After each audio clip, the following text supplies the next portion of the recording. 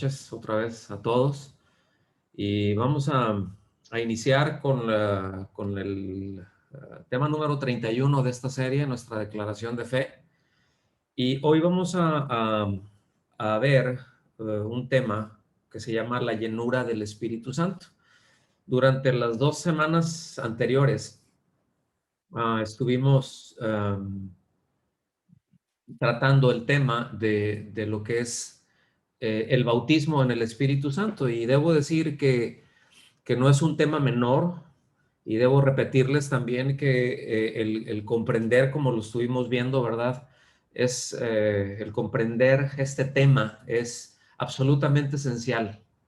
Eh, el tenerlo pues con la mayor precisión que hasta donde nos alcance, ¿no? Hasta donde podamos, con la mayor cabalidad posible para que, pues ahora sí que no digamos una cosa y que no fundamentemos acciones en nuestro caminar con Cristo que no tienen pues ahora sí que no fundamentemos sobre algo que no es real, ¿no? Entonces esto es muy importante. El día de hoy, repito, veremos este tema, la llenura del Espíritu Santo, que es igualmente importante y esencial de entender. ¿Está bien? Estos son temas que, como ya lo mencionamos, por las razones históricas, ¿verdad? Que ya tratamos, pues presentan una dificultad, ¿sí? Que frecuentemente ha llevado no solo a la confusión de muchos, pero en buena medida a una discusión y hasta disputas, ¿ok? Repito, aquí ya tratamos parte de lo que es o de lo que fue el problema, o es realmente el problema histórico que esto tiene. Por eso debemos de ser muy, muy cuidadosos, ¿sí? De caminar en el temor de Dios, de descansar en lo que la Biblia, pues, dice claramente con respecto al tema, ¿sí? Es decir, no caer bueno, es que yo así es como lo percibo y como yo lo percibo, yo desarrollo eh, toda una enseñanza, toda una doctrina, todo un dogma incluso, y ahorita voy a entrar un poquito por ahí, pero en lo que dice claramente, sí, eh, a veces también lo mismo esto ya lo veremos cuando entremos en la siguiente serie, ¿verdad? Cuando terminemos nuestra declaración de fe, vamos a ver hermenéutica y una de las razones que luego se siguen dando ahí, uno de los métodos de interpretación que es el alegórico, es que luego se piensa que hay razones, ¿no? Aunque la Biblia tiene muchas alegorías con una figura literaria, pero luego se asume y se le da un toque como místico, en un sentido de que guarda un mensaje, que hay algo oculto por ahí, que es el Espíritu el que me lo revela, y ya de ahí empezamos mal. La Biblia es textual, ¿sí? Esto es muy importante, que lo entendamos, pero no me voy a adelantar a eso, ¿verdad? Entonces, debemos de ser muy cuidadosos al revisar, ¿verdad? Lo que dice la Biblia con respecto a un tema, con la mayor diligencia que se pueda, con el mayor cuidado, precisamente para no descansar en alguna posición dogmática. Es decir, una posición dogmática es dar por cierto o por innegable una postura o un argumento. En otras palabras, pues esto es así porque así es. Oye, pero es que aquí dice, a mí el Señor me lo reveló así, o yo lo digo porque yo soy fulano de tal. ¿Sí me explico? Y es así como que no se cuestiona y es así. Y bueno, la Biblia maneja, hay cosas que la Biblia maneja que son dogmas que no nos da una explicación y que no la vamos a encontrar, ¿sí? Como el nacimiento virginal, bueno, entendemos, ¿verdad? Que es difícil para algunos, ¿verdad? Esto, aceptarlo, pero bueno, es un dogma, ahí está, ¿verdad? Y nosotros nos quedamos, bueno, pues es que Dios lo dice, y ahí sí, Él tiene esa autoridad para decirlo, para establecer ese dogma. El hombre no. Sin embargo, lo hace. Tenemos esa tendencia a establecer dogmas, ¿no? Entonces, la verdad es que por nuestra humana debilidad somos muy tentados a eso y por eso digo que debemos de tener mucho cuidado y asegurarnos lo que dice la Escritura con respecto al tema que estamos tratando. Entonces, Tengan en cuenta, por favor, que todo lo que estudiamos, todo lo que está ahí, el conocimiento de la voluntad de Dios, pues Él quiere que crezcamos en eso, Él quiere que crezcamos en el conocimiento de las doctrinas bíblicas, pero las doctrinas bíblicas no son un mero conocimiento teórico e intelectual, es decir, no es nada más para llenar cabezas. El conocimiento que está ahí, el conocimiento doctrinal, es absolutamente esencial para que nos podamos acercar de la manera correcta al Señor, para que nos conduzcamos de la manera correcta, para que nos demos cuenta, ¿verdad? Que es algo que va a enriquecer nuestra experiencia con el Señor. Es decir, las doctrinas bíblicas tienen el propósito de que lo aterricemos en el día a día, como lo hemos dicho n número de veces, ¿verdad? Pero tienen ese propósito. Entonces, esto es clave. Pues bien, hoy vamos a ponderar, vamos a darle el peso que tiene el tema de la llenura del Espíritu Santo y vamos a ver distintos pasajes, algunos de ellos que nos muestran con toda claridad el tema de la llenura del Espíritu Santo. Yo les quiero pedir, por favor, que pongan mucha atención a cada uno de los textos que vamos a mencionar. No van a ser muchos, hay más, pero solamente seleccioné los más claves y los que dejan ver con mayor claridad los temas que están tratando, ¿sí? Entonces, anótenlos, por favor, y observen con mucho detenimiento que en cada uno de estos pasajes que menciona la llenura del Espíritu Santo, pasó algo, ¿sí? Y hay cosas distintas que pasan. Les adelanto, son esencialmente dos bloques, ¿ok? De pasajes, ¿verdad? Y vamos a ver, vamos a entrar por el primero. En Hechos capítulo 2 versículo 4 nos dice así, estos es de los más conocidos, ¿verdad? Por eso vamos a detenernos a analizar, por eso dije a ponderar, a darle el peso que tiene, ¿sí? Que todos fueron llenos del Espíritu Santo y comenzaron a hablar en otras lenguas, según el Espíritu les daba habilidad para expresarse. ¿Ok? Todos fueron llenos del Espíritu Santo y comenzaron a hablar en otras lenguas, según el Espíritu les daba habilidad para expresarse. Vamos a Hechos, capítulo 4, versículo 31. Dice, después que oraron, después que oraron, el lugar donde estaban reunidos tembló y todos ellos fueron llenos del Espíritu Santo y hablaban la palabra de Dios con valor. Entonces, vayan notando aquí, ¿sí? ¿Qué es lo que pasó? Viene el Espíritu Santo, hay llenura del Espíritu Santo, ¿verdad? Empiezan a hablar en otras lenguas según el Espíritu, en otros idiomas, según el Espíritu les daba la habilidad para expresar. Y más adelante, si nosotros vemos el pasaje más completo, nos habla de que hablaban en otros idiomas y que hablaban las maravillas de Dios, ¿verdad? Y que decían, ¿qué es esto? En fin, esto no me voy a detener por ahí a desarrollar o a ver con detalle el Pentecostés, ¿verdad? Que eso es lo que, el tema que trata ahí en el capítulo 2 de Hechos. Después, más adelante, dice, después que oraron, el lugar en donde estaban reunidos tembló, pues esos oraban con power, ¿verdad? Y todos fueron llenos del Espíritu Santo. Es decir, eran creyentes los que estaban ahí, dice, y hablaban la palabra de Dios con valor. Ahora, ese hablaban la palabra de Dios con valor, eso ya se refiere hacia afuera, no solamente ahí entre ellos, ay, oramos y estamos hablando todos aquí entre nosotros. Bueno, eso se entiende que había una enseñanza muy bien estructurada y muy bien dada, pero aquí se está refiriendo y que predicaban el evangelio con valor. ¿Ok? Vamos a un pasaje más. Hechos, capítulo 13, versículos 9 y 10. Entonces, Saulo, llamado también Pablo, lleno del Espíritu Santo, fijando la mirada en él, dijo, tú, hijo del diablo, híjole, qué tremendo, ¿verdad? Tú, hijo del diablo, que estás lleno de todo engaño y fraude, enemigo de toda justicia, ¿no cesarás de torcer los caminos rectos del Señor? Aquí ya vemos que Pablo ya se soltó, pero hasta la cocina se fue, ¿verdad? Entonces, noten lo que estuvo pasando, ¿ok? Llenura del Espíritu Santo y viene una acción después, ¿sí? Vamos ahora a observar este segundo grupo de textos, ¿sí? Este segundo grupo de pasajes. Pongan a la mano, pongan a la vista, no pierdan de vista, perdón, estos tres pasajes que vimos ahorita. Vamos entonces a un segundo grupo, ¿sí?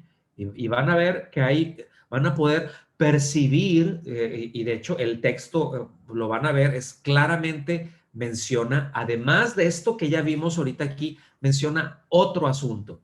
Hechos capítulo 6, versículos del 3 al 5. Dice, por tanto, hermanos, escojan entre ustedes 7 hombres de buena reputación, llenos del Espíritu Santo y de sabiduría, a quienes podamos encargar esta tarea. Y nosotros nos entregaremos a la oración y al ministerio de la palabra. Lo propuesto tuvo la aprobación de toda la congregación y escogieron a Esteban, un hombre lleno de fe y del Espíritu Santo, y a Felipe, a Prócoro, a Nicanor, a Timón, a Pármenas y a Nicolás, un prosélito de Antioquía. Muy bien. Efesios, siguiente pasaje. Se notan aquí, llenos del Espíritu Santo y de sabiduría, etcétera. Efesios capítulo 5, versículos del 15 al 21. Muy importante pasaje. Por tanto, tengan cuidado cómo andan. Aquí andar se refiere a la manera de conducirse en la vida. ¿Okay? Por tanto, tengan cuidado cómo andan, no como insensatos, sino como sabios, aprovechando bien el tiempo, porque los días son malos. Así pues, no sean necios, sino entiendan cuál es la voluntad del Señor. Versículo 18, y este es uno de los versículos que más se utilizan cuando se habla de la llenura del Espíritu Santo. Y no se embriaguen con vino, en lo cual hay disolución o pleitos también, ¿sí? Sino sean llenos del Espíritu.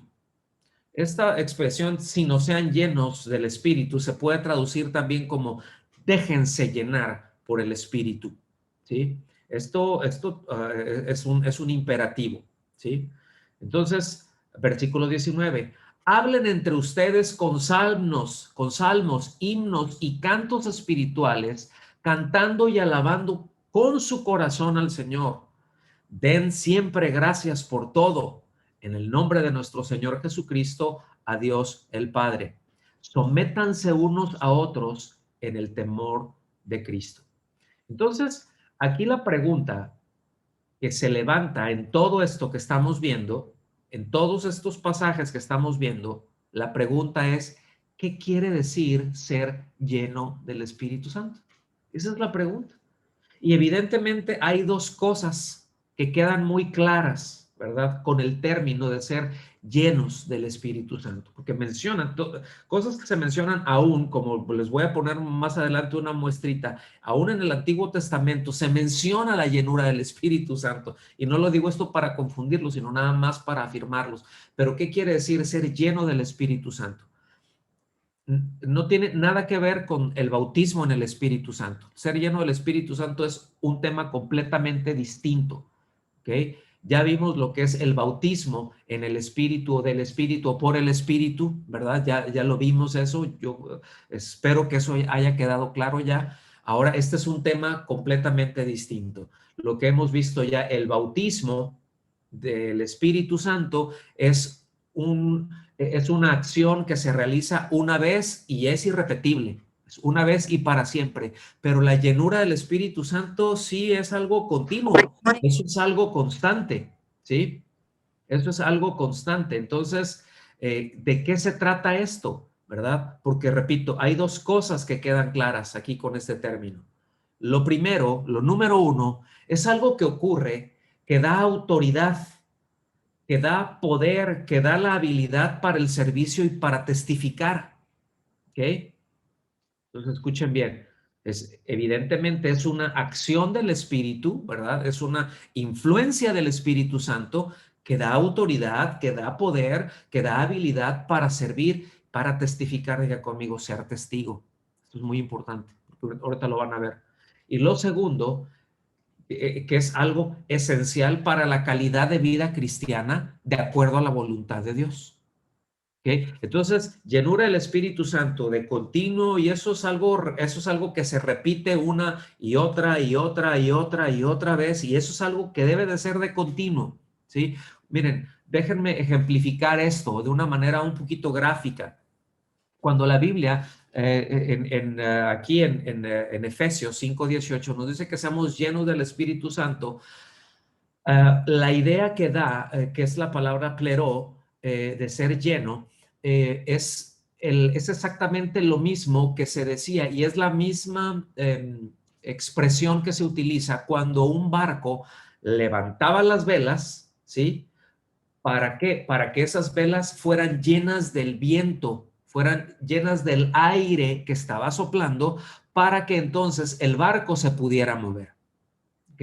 Entonces, eh, pues uno es ya estaba el viento, déjeme llamarlo así, pero son los marineros los que tienen que levantar las velas para que esa vela se llene, ¿sí? Y reciba entonces todo el barco a través de esa vela la fuerza para moverlo. Y eso es de lo que habla ser lleno del Espíritu Santo, es exponernos a Él. ¿Sí? ¿Para qué? Para que entonces Él empuje, vamos a decirlo así, nos llene, ¿sí? Y nos mueva con autoridad, poder, habilidad para servir, para testificar. Ese es en un ámbito, ¿verdad? Y en el otro ámbito también, que repito, esto es algo esencial para la calidad de vida como cristianos, es decir, cristianos que viven de acuerdo a la voluntad de Dios, porque es muy triste cuando un cristiano, porque sí hay nacidos de nuevo que caminan en necedad y Dios trata con ellos y tienen sus consecuencias, ¿sí? Y yo creo que todos hemos experimentado esto, todos hemos neciado en algún momento. Ok, necedad es ignorar la voluntad de Dios. ¿Está bien? Entonces vamos a ver el primer punto y no pierdan de vista las tres primeras citas que les di. ¿Sí? Vamos a ver el primer punto. ¿Cuál es el primer punto? Lo concerniente al servicio.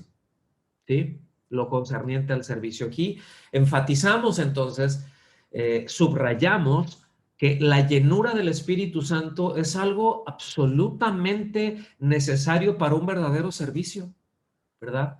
Es lo que precisamente le da al creyente la capacidad de llevarlo a cabo.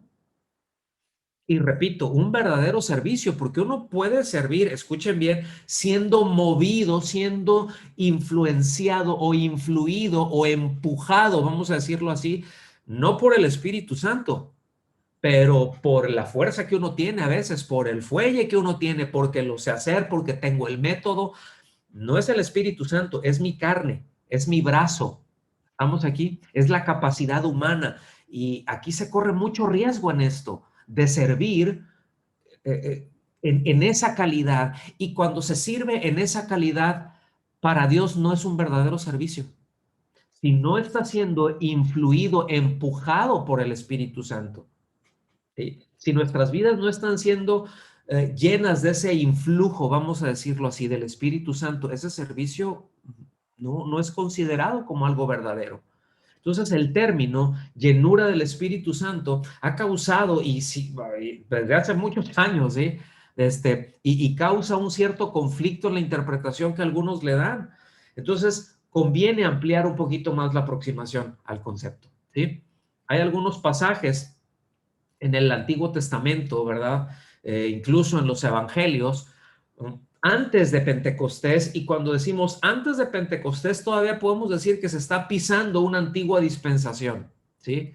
No los últimos tiempos, no la dispensación actual, sino una dispensación previa, ¿sí? Entonces, hay algunos pasajes que están ahí que hacen referencias a personas que fueron llenas del Espíritu Santo para cumplir una misión en particular, y se los voy a mostrar en un momentito. Perdón, tenía mucha sed. Por ejemplo, vamos a ver dos ejemplos aquí. Uno que fue en Éxodo 31:3. Éxodo 31:3, no vayan para allá, solamente anótelo. Pero fue el caso de Bezlael, ¿verdad? Que nos dice la palabra que Dios diciendo, yo lo llené de mi espíritu, ¿verdad? Es decir, él fue lleno del Espíritu Santo para darle unas capacidades excepcionales a fin de que pudiera trabajar, diseñar, trabajar en elementos del mobiliario del tabernáculo. Es decir, recibió una capacidad para hacer diseños, para un arte. ¿Estamos bien? O sea, no era una, es que tiene una inspiración, es que tiene mucha imaginación este hermano. No, no, no. Las cosas que hacía, los diseños y el trabajo era movido por Dios. A eso se está refiriendo. Y esto es un ejemplo nada más. Se dice también, ¿verdad? Se habla también de Juan el Bautista, que iba a ser lleno del Espíritu Santo desde el vientre de su madre. Y eso lo que iba a hacer era permitirle precisamente llevar a cabo el ministerio profético al que había sido llamado. Eso está en Lucas 1:17. Desde antes de nacer, él ya iba a recibir esa llenura. Qué tremendo, ¿no? Qué tremendo. A mí se me hace esto impresionante, ¿no? También ocurre con Elizabeth, ¿verdad? Es decir, aquí es la mamá de Juan el Bautista, que al ser llena del Espíritu Santo, fíjense, ella exclamó verdades bien tremendas con respecto al Mesías, ¿sí? Que ya estaba en el vientre de María, ¿verdad? De la Virgen María. Eso ya lo vemos en Lucas 1:41. Es decir, cuando ella lo vio, empezó a decir, a hablar unas palabras tremendas. Haremos bien en ir a Lucas, ¿eh? Los primeros capítulos están impresionantes, déjenme decirles. ¿Verdad? Lucas da muchísimos datos con respecto a esto. Y otro pasaje más de Lucas, y referencia, ¿verdad? Haciendo una referencia ahora al papá de Juan el Bautista, Zacarías, dice también que fue lleno del Espíritu para que profetizara. Entonces vemos que el Espíritu Santo, ¿verdad? En todos estos casos y otros que podrían citarse, las personas fueron llenas con el Espíritu Santo para ser capaces de llevar a cabo un determinado ministerio, un determinado función, un determinado servicio, algo que Dios les indicó, les encargó y les dio la habilidad para hacerlo, ¿sí? Ahora, ya vimos las primeras tres citas, Hechos, se las repito, Hechos 2:4, Hechos 4:31, Hechos 13, del 9 al 10, que tiene que ver ya con la relación o en relación con la dispensación en la que ya estamos. Es decir, estos versículos de Hechos ya tratan con el tiempo que estamos viviendo, ¿sí? Con esta dispensación, con este tiempo de la gracia, con estos últimos tiempos. ¿Está bien? Entonces, déjenme tratar de clarificar con un ejemplo muy actual y de hecho se da en las congregaciones, se da mucho dentro del ámbito cristiano. Ah, Hay una diferencia monumental entre ser testigo y ser partidario, ¿sí? O ser un testigo y ser un simpatizante. Entre ser un testigo, es decir, un creyente, un nacido de nuevo, y pues alguien que cree, que creo que le gusta, que está de acuerdo, ¿sí? ¿Qué es un partidario? ¿Verdad? Una persona puede ser partidaria del cristianismo sin el Espíritu Santo. Es decir, hay quienes pueden estar de acuerdo, ¿sí? Sin haber nacido de nuevo, y de hecho los hay. Escúchenme bien, hay quienes están en el ministerio, ¿sí? Y no son nacidos de nuevo. Lo que quiero decir es de que puede tener un entendimiento de la doctrina, de que puede saber, porque hay cosas que simplemente, pues uno abre la Biblia, estudia, ve y lo aprende y puede llegar a conocerse en un nivel intelectual y teórico. Por eso lo dijimos en un principio, la doctrina cristiana, la sana doctrina, no solamente, ¿sí? No solamente es una cuestión intelectual, no se queda ahí, no se queda en lo teórico. Todo eso nos ayuda precisamente para aterrizarlo, el buen entendimiento de las cosas, para aterrizarlo de la manera correcta, en la práctica, en la vida, en el día a día, ¿sí? De una manera natural, ver qué es lo que corresponde ahora a mi nueva naturaleza en Cristo, ¿sí? Entonces, uno puede estar de acuerdo con una doctrina, uno puede estar de acuerdo con cosas que se dicen en la iglesia, uno puede incluso defender la doctrina. Miren, han habido apologistas a lo largo de la historia de la iglesia que defendieron en algún momento, que defendieron, pero tremendo, ¿sí? Por ejemplo, la deidad de Cristo y terminaron desviándose con otra cosa. Les podría mencionar, de hecho lo vamos a hacer en otro momento, ¿sí? Cuando tratemos el tema de lo que es apostasía, pero eso es otro tema, ¿sí?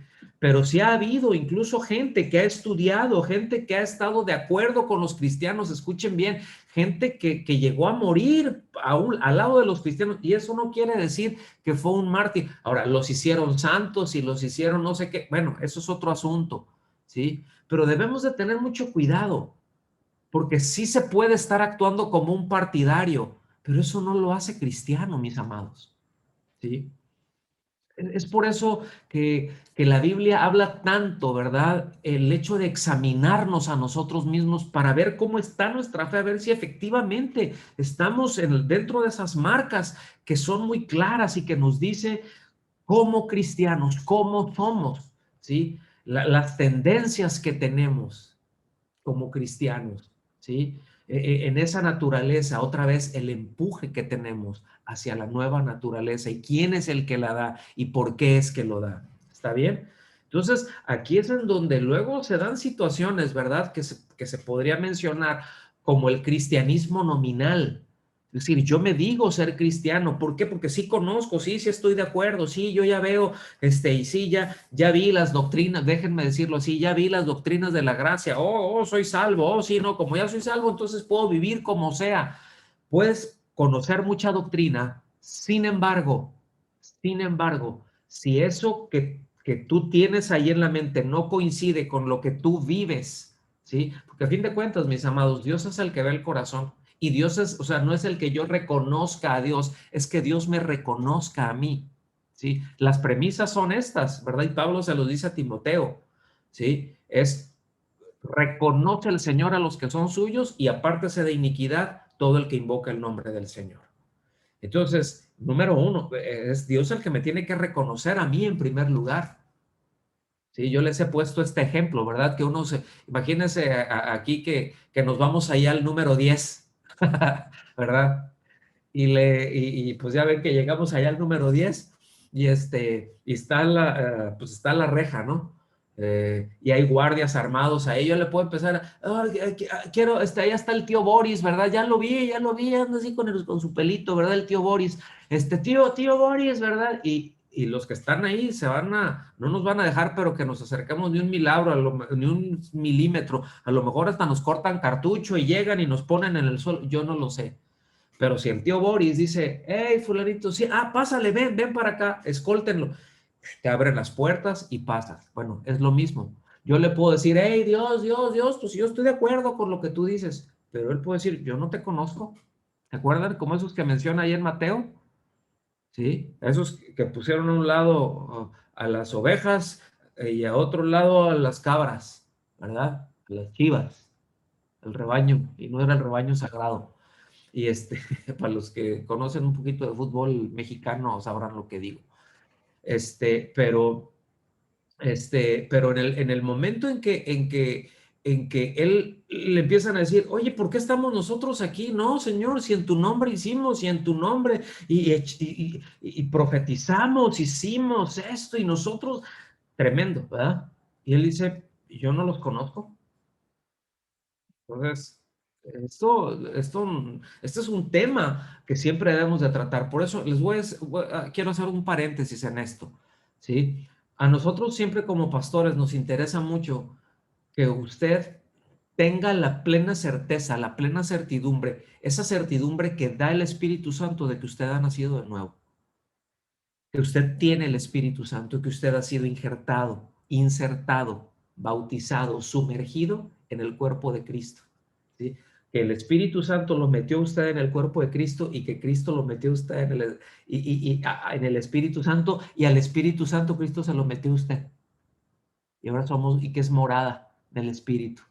¿Ven qué importante es entender lo que es el bautismo del Espíritu?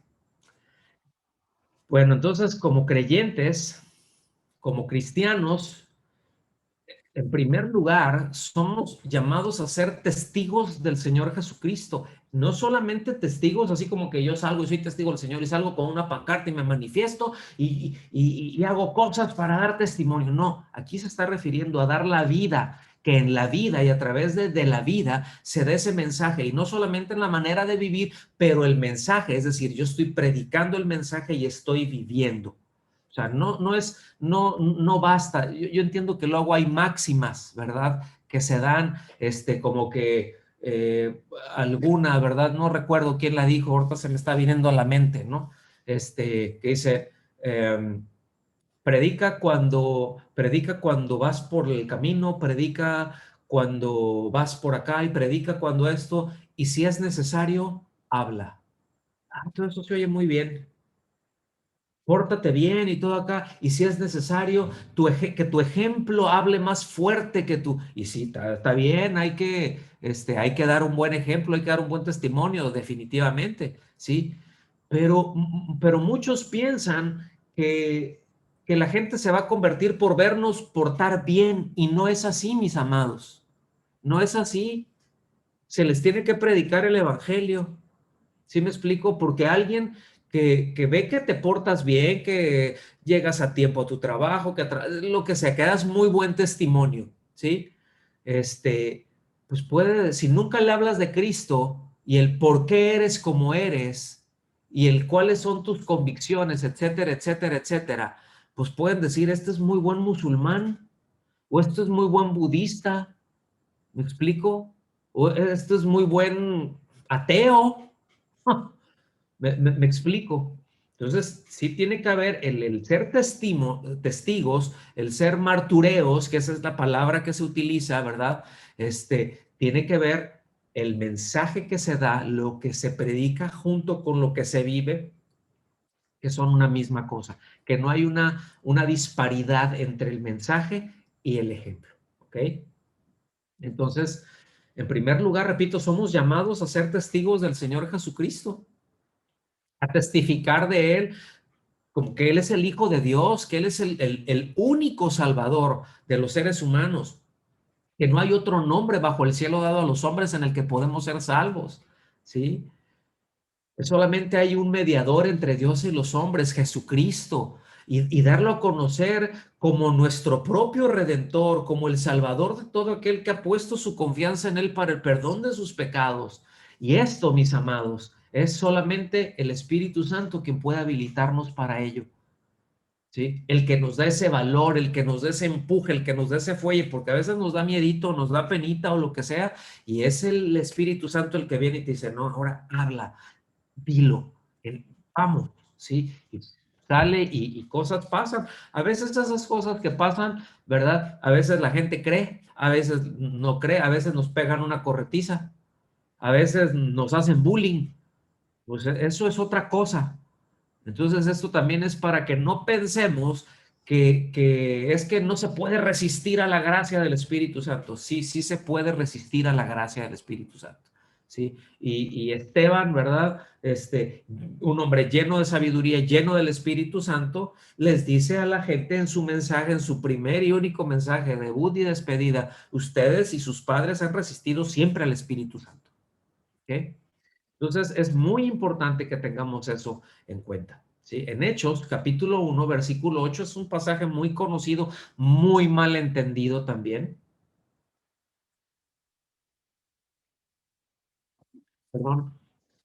Nos dice, pero recibirán poder cuando el Espíritu Santo venga sobre ustedes y serán mis testigos en Jerusalén, en Judea, en toda Judea y Samaria y hasta los confines de la tierra. ¿Sí?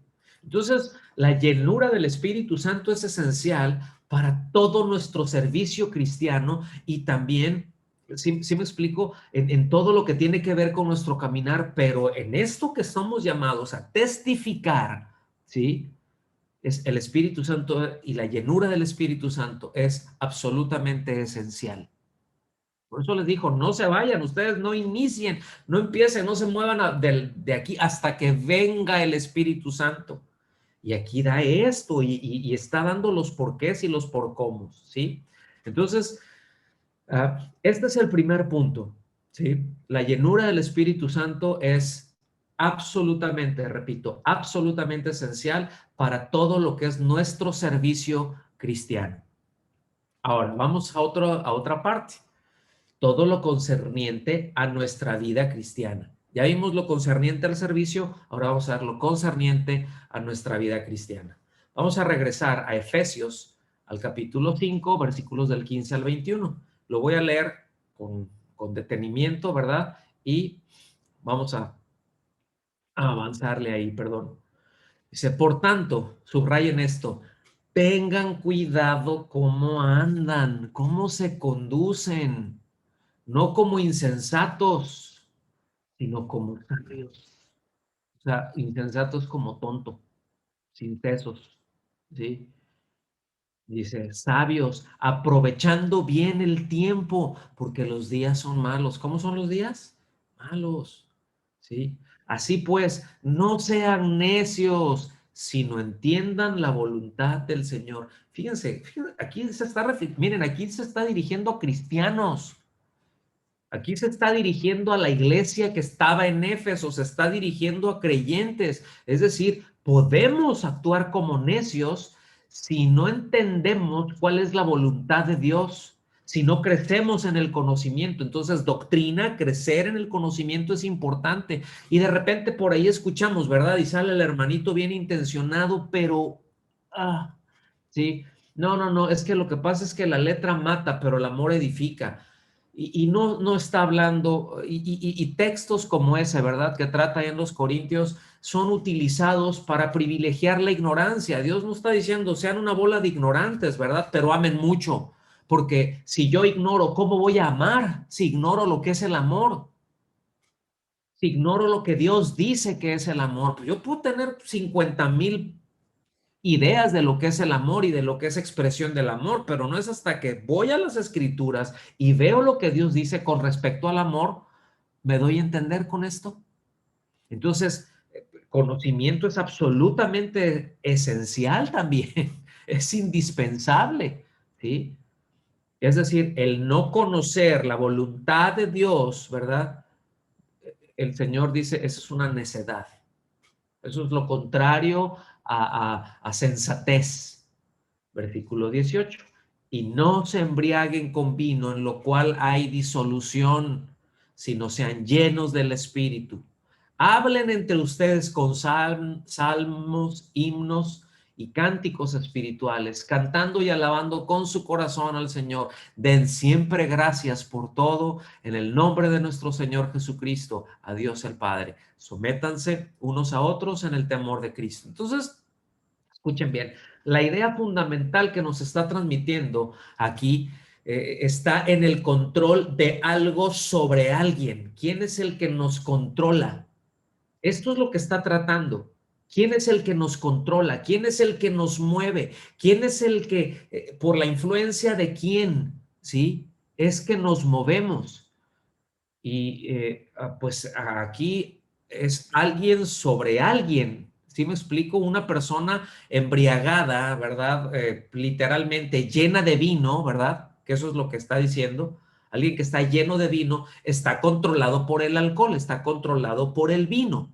¿Estamos aquí? Eso es lo que nos está diciendo, ¿verdad? Cuando dice, y no se embriaguen con vino, es decir, no se llenen de vino, que no los controle. Y ahí se está refiriendo, ¿verdad? Que el vino no, pues que no sea el dueño de nuestras acciones, pero así como el vino podemos decir de otras cosas. Ahí lo está mencionando como algo evidente que se daba con muchos cristianos y que todavía se da con algunos que se dicen cristianos, ¿verdad? Pero que sí se llega a dar esto, pero sí se puede ser controlado. Aquí, ¿qué es lo que controla nuestras vidas como cristianos? porque hay cosas muy feas que llegan a controlar a los cristianos, que llegan a controlar sus vidas, ¿sí? Entonces, de eso es de lo que está hablando. Entonces, fíjense bien, ¿eh? Es creyente lleno del Espíritu Santo, o el creyente, perdón, aquí me equivoqué, no es, es creyente, sino el creyente lleno del Espíritu Santo es controlado y es dirigido plenamente por él. Eso es lo que está hablando.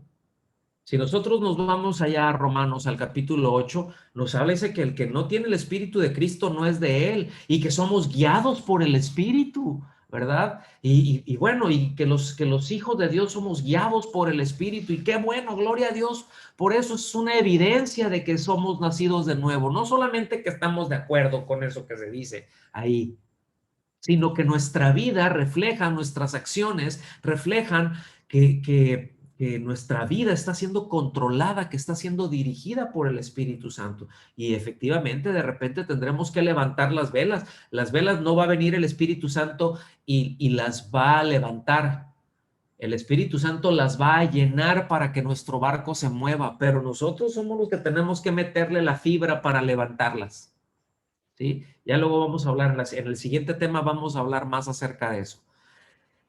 Quiere decir que las acciones bajo la acción del Espíritu Santo, escuchen bien, no son cosas que están fuera del control nuestro como creyentes.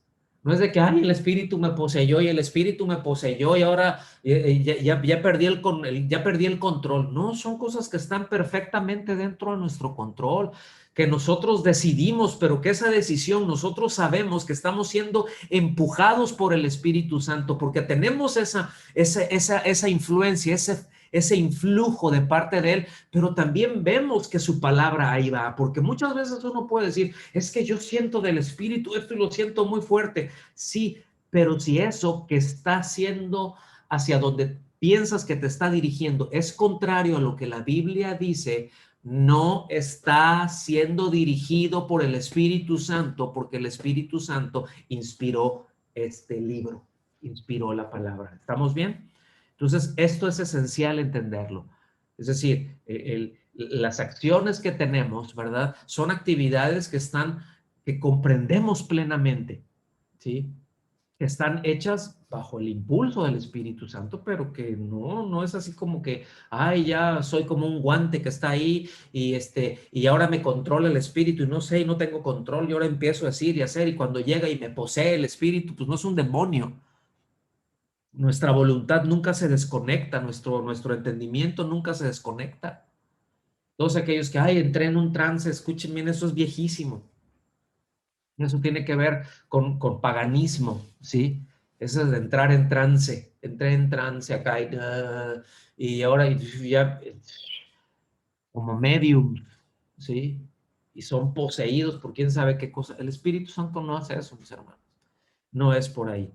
Aquí más bien hay algunas preguntas que caben muy bien para meditar en esto en cuanto a si estamos siendo llenos del Espíritu Santo, porque esto es algo, el ser llenos es ser llenos continuamente, ¿sí?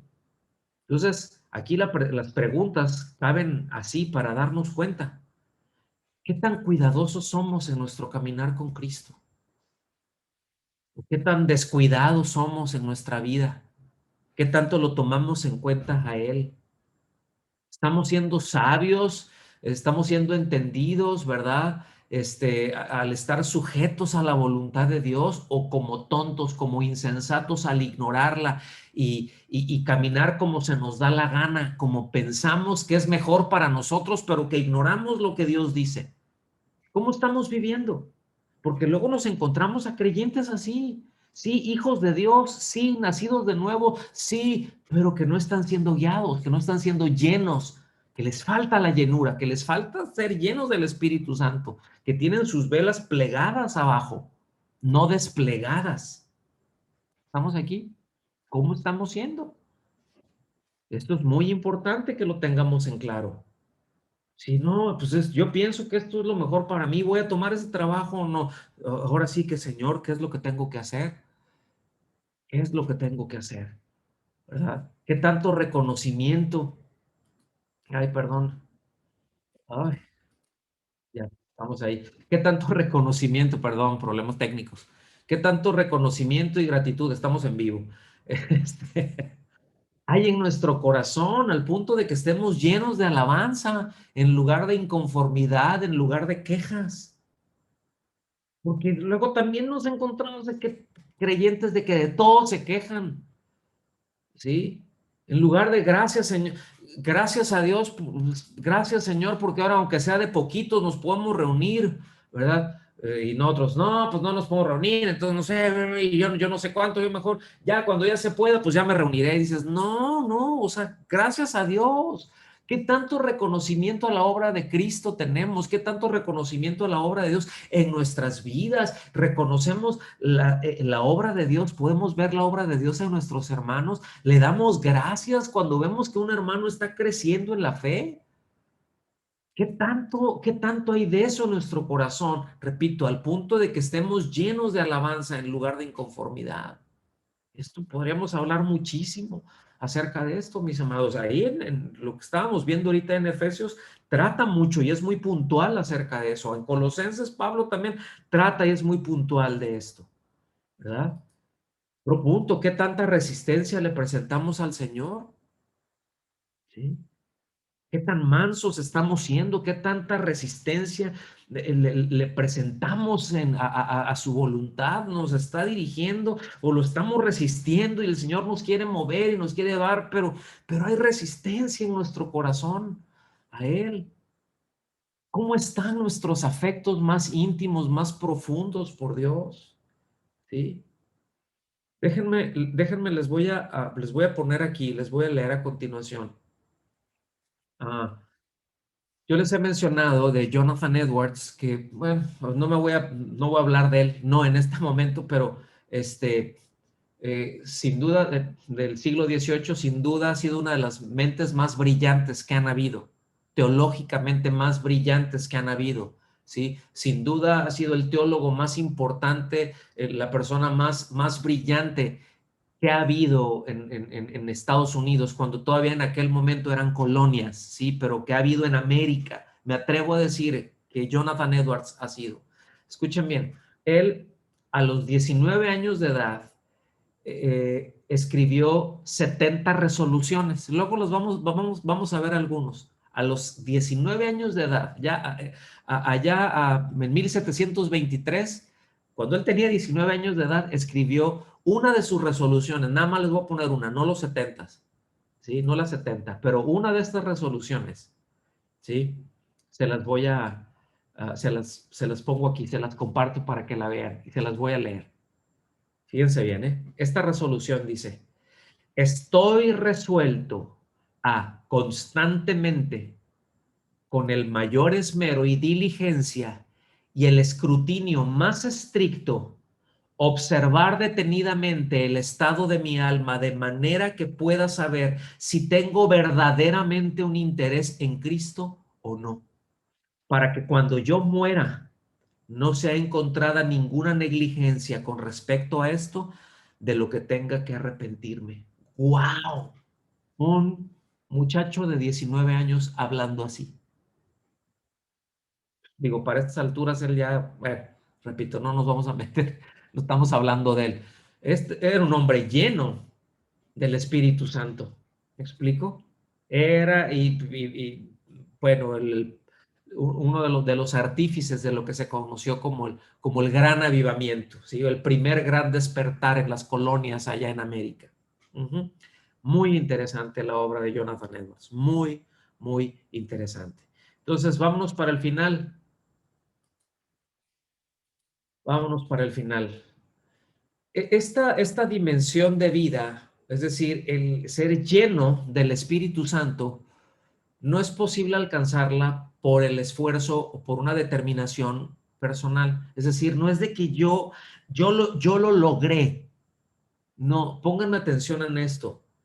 Todo esto evidentemente es una gracia de parte de Dios, pero la responsabilidad de nosotros otra vez es ser llenos, es levantar las velas porque el Espíritu Santo ahí está ya. Es decir, si somos creyentes, Si somos verdaderos creyentes, somos morada del Espíritu Santo que está esperando a que nosotros levantemos las velas para que Él las empuje, porque Él no nos va a violentar, Él no nos va a violar, ¿sí?